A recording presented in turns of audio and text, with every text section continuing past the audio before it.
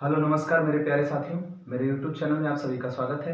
आज हम वर्ग तथा वर्गमूल का पार्ट 2 देखने वाले हैं। यदि आप पार्ट 1 नहीं देखे हैं तो जाकर के मेरे चैनल पे देख सकते हैं। अब हम लोग बात करते हैं वर्ग तथा वर्गमूल के पार्ट 2 में कि क्या पढ़ने वाले हैं। पार्ट 1 में हमने बता दिया था कि वर्ग तथा वर्गमूल को क्यों पढ़ना है, इसका अनुप्रयोग क्या है। अब हम इसमें पढ़ने वाले हैं कि वर्ग संख्याओं के गुणधर्म कौन कौन से होते हैं, उनके बारे में समझना है। देखिए, गुणधर्म से सवाल लगाने में बड़ा आसानी होती है, तो हम क्या समझने वाले हैं, वर्ग संख्याओं के गुणधर्म के, वर्ग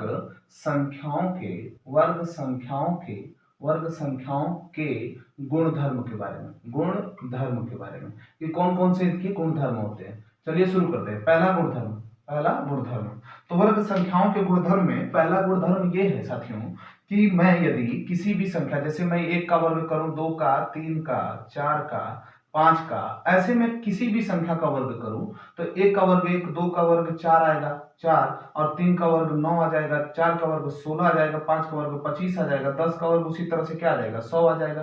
तो मैं यदि इसकी चर्चा कर लेता हूं तो इस प्रकार से संख्याओं को देखूंगा तो संख्या के वर्ग का अंतिम अंक कभी भी 2, 3, 7, 8 नहीं आ सकता। किसके? यदि वो संख्या पूर्ण वर्ग संख्या है तो किसी भी पूर्ण वर्ग संख्या का इकाई अंक ये संख्याएं नहीं हो सकती है साथियों। 2, 3, 7, 8 किसी भी पूर्ण वर्ग संख्या का इकाई अंक ये नहीं हो सकते। ये वर्ग संख्या का पहला गुणधर्म है। दूसरा गुणधर्म क्या होगा साथियों? तो दूसरा गुणधर्म ये है कि यदि मैं किसी भी संख्या का मान, जैसे 10 किसी का वर्ग होता है क्या? नहीं। लेकिन जबकि 100 वर्ग किसी का है, 100 किसका है? 10 का वर्ग है। इसका मतलब क्या है कि वर्ग संख्या यानी कि पूर्ण वर्ग संख्या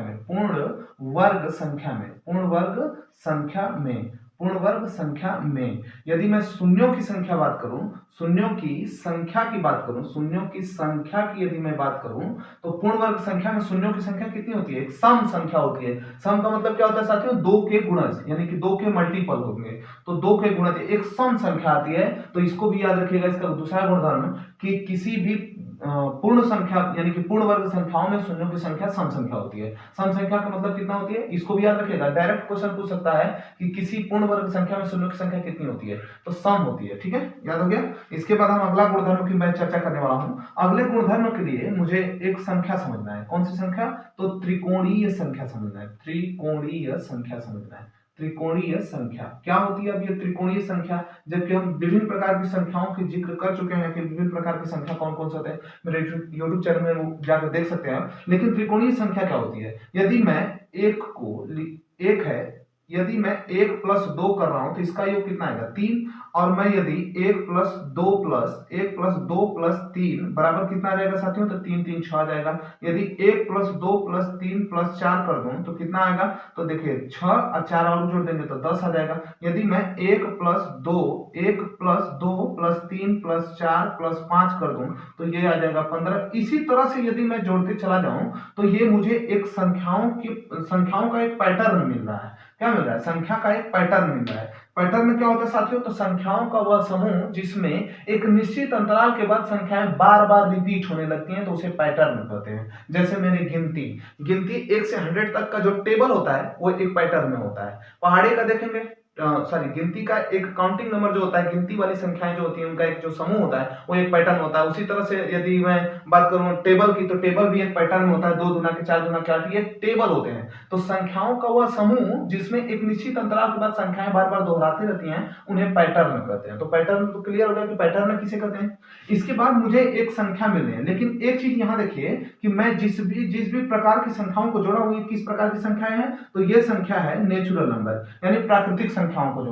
जोड़ दिया हूं। लेकिन यदि मैं बात करूं कि प्राकृतिक संख्याओं को जोड़ा हूं तो कौन सी? लगातार संख्याओं को। तो त्रिकोणीय संख्या, ये जो संख्या मिली है इसी संख्या को एक त्रिकोणीय संख्या कहते हैं। क्लियर है? त्रिकोणीय संख्या किसे कहते हैं? अब इसकी परिभाषा बनाते हैं। तो लगातार प्राकृतिक संख्याओं के निरंतर योग से प्राप्त संख्याओं को, माने ये संख्या जो है, देखिए लगातार प्राकृतिक संख्याओं के निरंतर लगातार, हमें जो लगातार वाले को जोड़ रहे हैं, निरंतर योग से प्राप्त संख्याएं, जो निरंतर योग से ये प्राप्त संख्याएं हैं, इन्हीं संख्या को त्रिकोणीय संख्या कहते हैं। याद हो गया? अब मैं बात कर लेता हूं कि त्रिकोणीय संख्या। अच्छा, एक चीज और क्लास 8 में होता है कि जो त्रिकोणीय संख्या होती हैं इनके द्वारा बिंदु संरचना से एक समबाहु त्रिभुज की संरचना बनती है। इसको भी याद रखिएगा। जैसे यदि एक है तो ये तो एक बिंदु बना दिए। तीन के लिए क्या करेंगे, एक दो, इसके ऊपर एक, तीन बना दिए। तो ये देख रहे हैं एक समबाहु त्रिभुज की संरचना बनेगी। यदि चार है तो एक दो, दो हो गया, तीन हो गया, एक दो, एक दो, कितना है, अगली त्रिकोणीय तीन है तो तीन का हो गया छह है। तो तीन चार पांच, तीन चार पांच छह, ये संख्या बन गई एक त्रिकोणीय संख्या, माने एक समबाहु त्रिभुज बना दिया। तो इस तरह से याद रखिएगा कि जो त्रिकोणीय संख्याएं होती हैं उनके बिंदुओं से एक समबाहु त्रिभुज की संरचना बनाई जा सकती है, तो उसे भी हम त्रिकोणीय संख्या कहते हैं। लेकिन वास्तव में त्रिकोणीय संख्या की डेफिनेशन की बात करें तो प्राकृतिक संख्याओं के निरंतर योग से प्राप्त संख्याओं को त्रिकोणीय संख्या कहते हैं। ये त्रिकोणीय संख्या है। अब साथियों बात करते हैं कि इस त्रिकोणीय संख्या से इससे क्या मतलब है, इसको हम क्यों समझा रहे हैं। तो इसको इसलिए समझा रहे हैं कि लगातार त्रिकोणीय संख्या को जोड़िए। लगातार कौन, एक अब प्लस तीन, लगातार तो ये त्रिकोणीय संख्या, लगातार दो त्रिकोणीय संख्याओं को जोड़िए, कितना आएगा, चार। इसके बाद इनको जोड़िए तो तीन प्लस छह, कितना आएगा, नौ। इनको जोड़िए तो छह प्लस दस, इनको जोड़ने के बाद कितना आया, 16। मतलब देख रहे हैं साथियों, लगातार यदि मैं दो संख्याओं का यदि मैं लगातार त्रिकोणीय संख्याओं को जोड़ रहा हूं तो एक वर्ग संख्या प्राप्त हो रही है। इस बात को याद रखेगा। क्वेश्चन में कहेगा लगातार त्रिकोणीय संख्याओं को जोड़ने से प्राप्त संख्याएं क्या होती हैं, तो ऑप्शन में दे देगा एक वर्ग संख्या, पूर्ण वर्ग संख्या नहीं प्राप्त होती है, घन संख्या प्राप्त होती है, जो भी दे देगा ऑप्शन में। तो ये याद रखेगा कि त्रिकोणीय संख्याओं को, लगातार त्रिकोणीय संख्याओं का योग एक वर्ग संख्या प्राप्त होती है। क्लियर है, आगे बढ़ा जाए। अगले गुणधर्म की मैं चर्चा करने वाला हूं। अब अगला गुणधर्म की यदि चर्चा करें, अगले गुणधर्म की यदि चर्चा करें तो अगला चौथा गुणधर्म है कि यदि मैं दो का स्क्वायर कर रहा हूं तो कितना आ रहा है, चार आ रहा है। यदि मैं चार का स्क्वायर कर रहा हूं तो कितना आ रहा है, 16 आ रहा है। यदि मैं 6 का स्क्वायर कर रहा हूं तो कितना आ रहा है, 36 आ रहा है। एक चीज देख रहे हैं, मैं यहाँ पे जो संख्याएं लिया हूं वो सभी की सभी संख्याएं एक सम संख्या है, और ये जो प्राप्त वर्गमूल है, जो ये प्राप्त वर्ग है, ये भी एक सम संख्या प्राप्त हो रही है। तो इसको याद रखिएगा कि कभी भी सम संख्या का वर्ग एक सम संख्या ही प्राप्त होती है, विषम संख्या नहीं प्राप्त होती है। इसको याद रखिएगा। यानी कि अगला गुणधर्म क्या सीखेंगे, अगला गुणधर्म हमारा यही है साथियों कि सम संख्याओं का वर्ग एक सम संख्या होता है। सम संख्या का वर्ग, सम संख्या का वर्ग एक सम संख्या होता है, एक सम संख्या होती है। ठीक है। अब मैं अगला गुणधर्म की बात करूं तो जैसे एक का स्क्वायर कितना होता है, एक। तीन का स्क्वायर कितना होता है, 9। उसी तरह से 5 का स्क्वायर कितना होता है, 25। उसी तरह से 7 का स्क्वायर कितना होता है, 49। यहां देख लीजिए, यहां क्या है, ये सब विषम संख्या है। ये सब कौन सी संख्या है, विषम संख्या है। और विषम संख्या का वर्ग एक विषम संख्या ही आती है। यहाँ पे देख सकते हैं 1, 9, 25, 49, ये सब विषम संख्या है। तो विषम संख्या का वर्ग एक विषम संख्या और सम संख्या का वर्ग एक सम संख्या। ये अगला गुणधर्म था, लगभग क्लियर हो गया। तो सम का सम और विषम का बात करेंगे तो विषम आएगा। क्लियर। विषम संख्या का वर्ग एक विषम संख्या प्राप्त होती है। अगला गुणधर्म क्लियर है, आगे बढ़ा जाए। विषम संख्या का वर्ग विषम संख्या। इसके बाद मैं यदि बात करूं दो संख्या, दो, यदि मैं अगले गुणधर्म की बात करूं, अगले गुणधर्म की, इनके अगले गुणधर्म की यदि मैं बात करूं तो क्वेश्चन कहेगा कि दो क्वेश्चन समझिएगा, दो लगातार संख्या के, दो लगातार वर्ग संख्या के, दो लगातार वर्ग संख्या के बीच कितनी संख्याएं होती हैं, कितनी संख्याएं होती हैं। यही सब कंसेप्ट जिनको क्लियर नहीं होता है, संख्याएं होती हैं। आप लोग क्या करते हैं, मजबूरी रहती है, आप लोग क्या करते हैं, प्रैक्टिस सेट उठा के हल करना शुरू कर देते हैं। और क्वेश्चन को याद करना जरूरी थोड़ा ना, कंसेप्ट यदि मुझे याद है तब प्रैक्टिस सेट बहुत दबा के हल करना चाहिए। प्रैक्टिस सेट तभी हल करना चाहिए जब कंसेप्ट हमारा एकदम क्लियर हो। और कंसेप्ट के अंतर्गत वाली चीजों को ही हम नहीं पढ़े हैं, इसके बाद हम क्वेश्चन लगाना हल कर दिए, यही जो लड़के होते हैं वो असफल रह जाते हैं। रीजन यही होता है कि उनको कंसेप्ट क्लियर नहीं है और प्रैक्टिस सेट हल कर रहे हैं। क्या मतलब है, क्वेश्चन याद कर पाएंगे, कितना क्वेश्चन याद करेंगे। दो लगातार संख्याओं के बीच कितनी वर्ग संख्याएं होती हैं, तो ये अगला वाला है। तो देखते हैं, जैसे मैं बात करूं लगातार, तो यदि 4 का स्क्वायर करूं और मैं यदि 5 का स्क्वायर करूं, 4 का स्क्वायर और मैं 5 का स्क्वायर कर रहा हूं, तो इसमें 4 का स्क्वायर कितना होता है साथी, 16, और 5 का स्क्वायर कितना होता है, 25। इन दोनों के बीच पूछ रहा है कि कितनी संख्याएं उपस्थित होती हैं। मैं तो छोटा सा लिया हूं, यदि कोई जैसे सपोज मान के चलिए 1, 2, 3, 5, 4 ऐसे दे दिया, आप कहेगा इसके और यदि मैं 12 3 5 और यहाँ 5, तो लगातार वाला बात यही हो गया 12,355 और 12,354, तो लगातार हो गया। इनके बीच में पूछेगा कितनी संख्या है, तब क्या करेंगे साथी, देखिए क्या होगा, 16 4 का स्क्वायर कितना होता है 16, 5 का स्क्वायर 25, इनके बीच में संख्या देखिए कितनी है, 16 के बाद 17, 17 के बाद कितना आएगा, 16 के बाद 17, 17, 17, 17 के बाद 18, 18 के बाद 19, 20, 21, 22, 23, 24, ये संख्या देख रहे हैं, यही संख्या है इनके बीच में, 16 और 25 के बीच में संख्या यही है।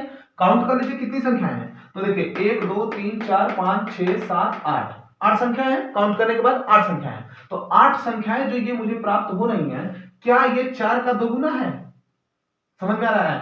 तो जब किसी भी लगातार संख्याओं का, यदि मैं और किसी भी संख्या को और ले लीजिए, जैसे 8 है और 9 है, इनके बीच में देख लीजिए 8 का 64, 8 का 64, 9 का 81, 8 का 64, 9 का 81 हो जाएगा।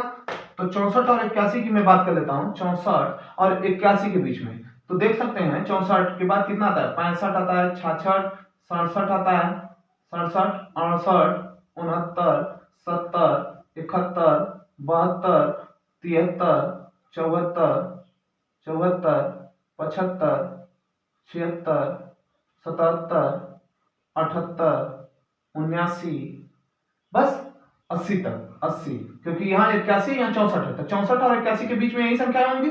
इनको काउंट कर लीजिए फटाफट, कितनी संख्या होंगी, तो देखिए 1 2 3 4 5 6 7 8 9 10 11 12 13 14 15 16, 16 आई, क्या 8 का दोगुना है वो, 16 तो 8 का दोगुना ही तो होता है, 8 का दोगुना 16।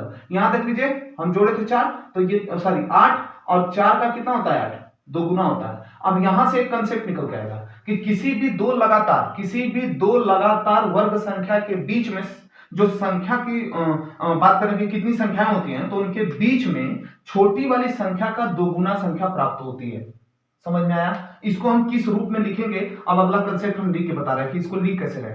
जैसे यदि मैं ये बात कर लेता हूं लगातार, यन लगातार, सपोज मान के चलिए कि यदि यन का वर्ग हो, एक संख्या ये है, और n प्लस 1 का वर्ग, तो लगातार में क्या हो रहा है, एक तो जुड़ ही न रहा है। अगर 4 की बात करें तो 4 प्लस 1 5 आ रहा है, तो अगली संख्या उसकी क्या आ रही है, 1 प्लस आ रही है। तो उसी तरह से n प्लस 1 का वर्ग, यदि मैं इन दोनों के बीच की बात करूं, तो ये जो प्राप्त संख्याओं की संख्या होगी, यानी कि इन दोनों के बीच में जो संख्याओं की संख्या होगी, कितनी होगी साथियों, तो n गुणे 2 होगी, यानी 2n होती है। इस बात को याद रखिएगा कि 2n होती है। क्लियर, अब आगे समझते हैं कि यहां तक क्लियर हो गया।